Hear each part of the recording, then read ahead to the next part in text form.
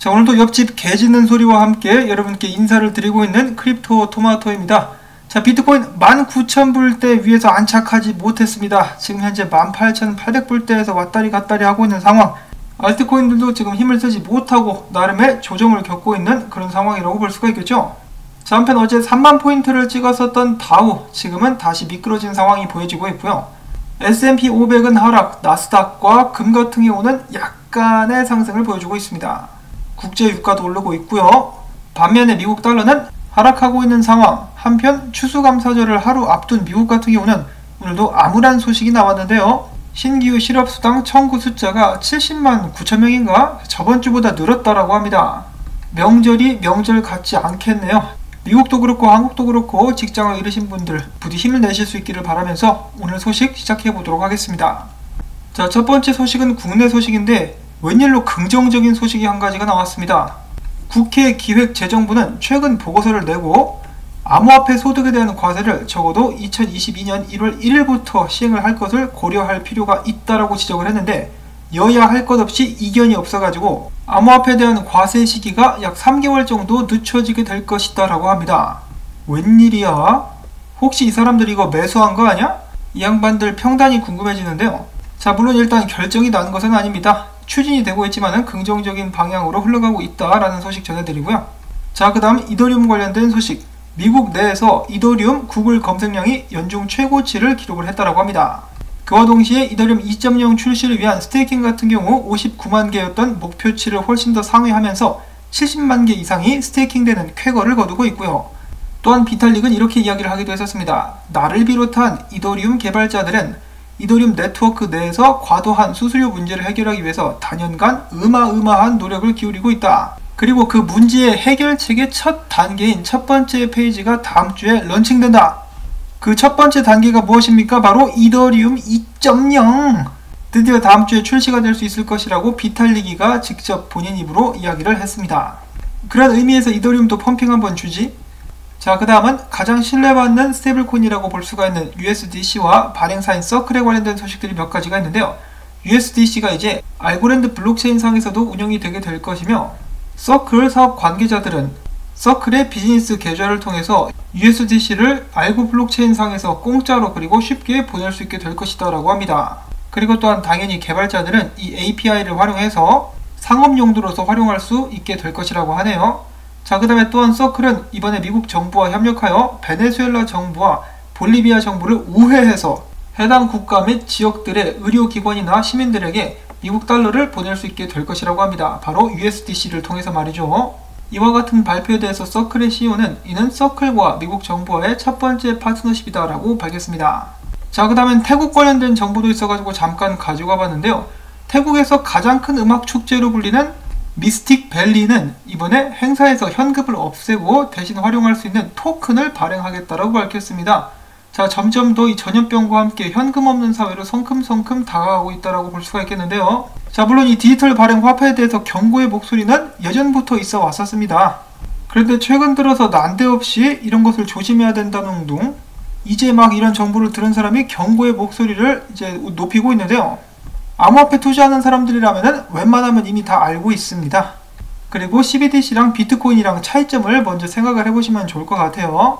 자, 그 다음에 자베스 중에 자베스, 엘리자베스 영국 여왕이 블록체인에 높은 관심을 보였다라고 파이낸셜 타임즈가 대서특필을 했다라고 하는데요. 여기 계신 이분, 이 할머니, 이왕이면은 여왕폐하 비트코인 가지아라고 한번 외쳐주시옵소서. 성은이 망극하옵니다.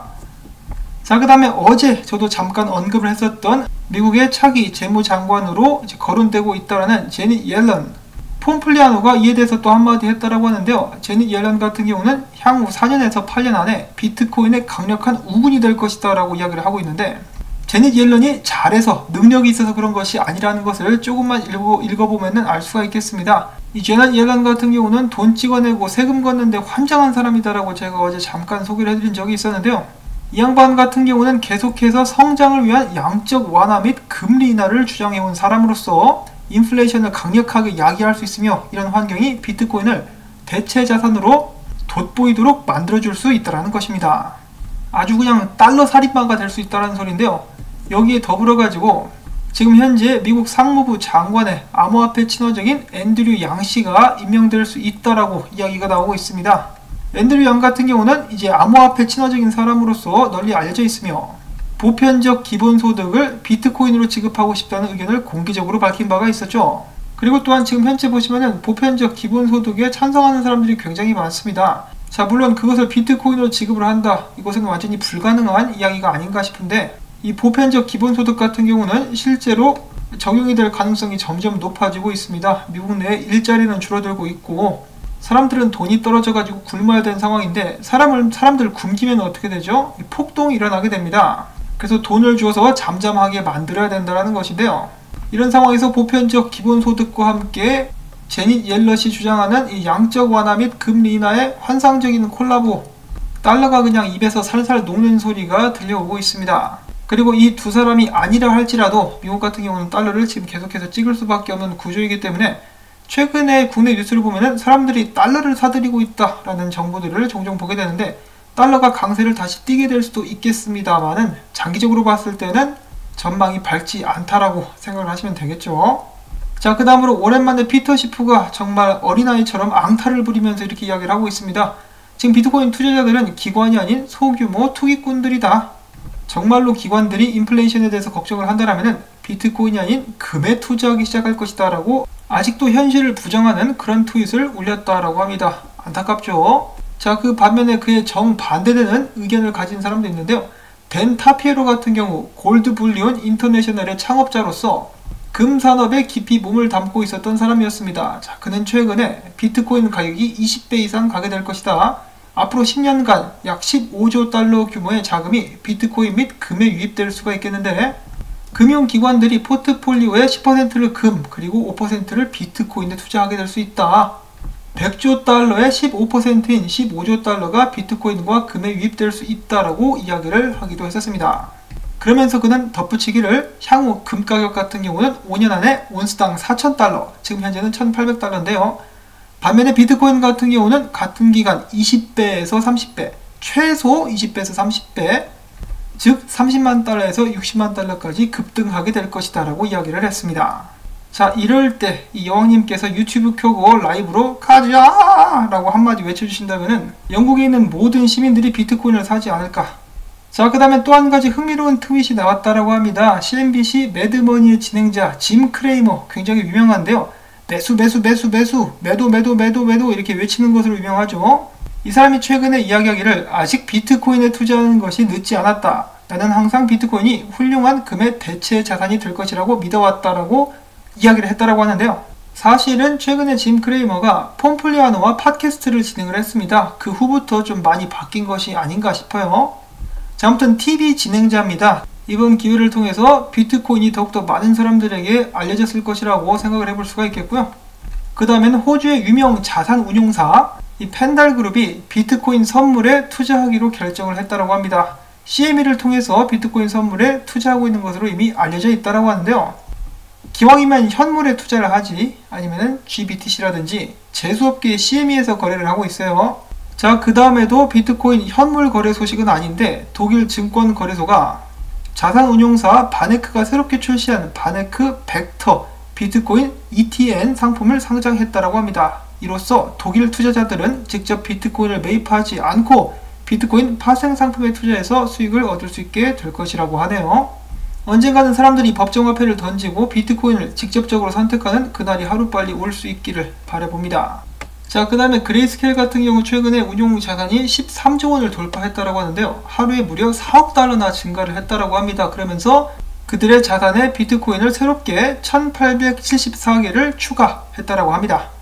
자, 그 다음에 비트코인 가격 이야기들로 들어가 보도록 하겠는데요. 유명한 비트코인 분석가 조셉 영씨 같은 경우는 만약에 비트코인이 2만 달러를 돌파할 수만 있다라면은 비트코인에 대한 제도권 투자자들의 흥미를 크게 자아내게 될 수 있을 것이다 라고 이야기를 했습니다. 나도 알아 임마.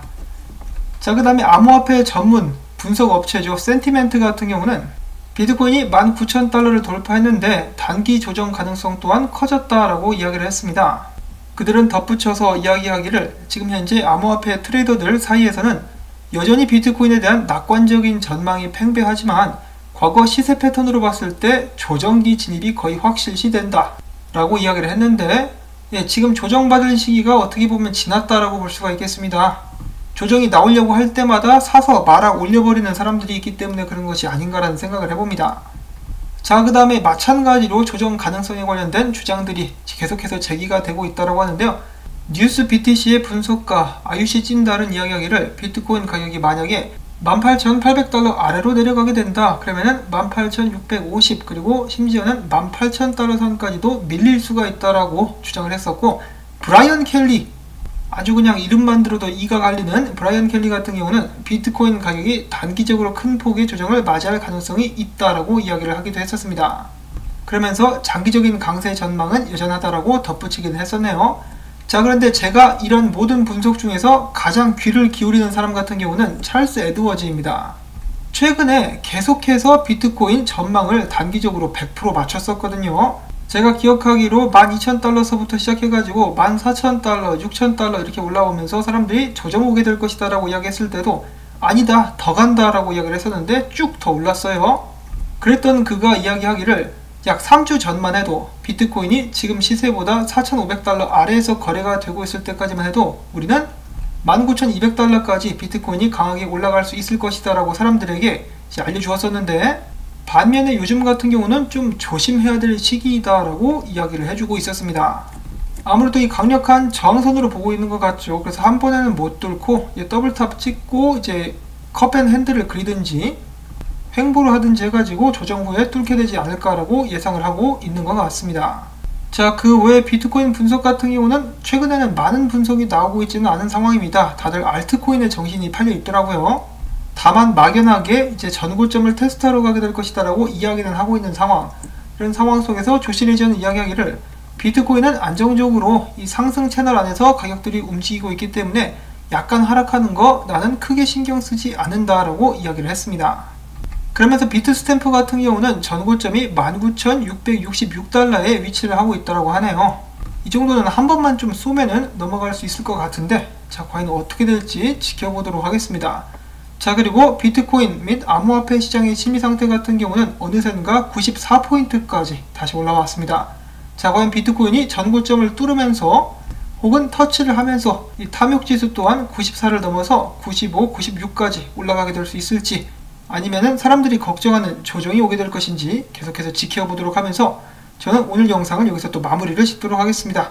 자, 오늘 영상 역시 여러분들께 조금이나마 도움이 되었기를 바라면서 토마토밭에 율무차 뿌리기 이 광고 시청을 통해서 부탁을 드리면서 저는 다음에 또 인사를 드리도록 하겠습니다.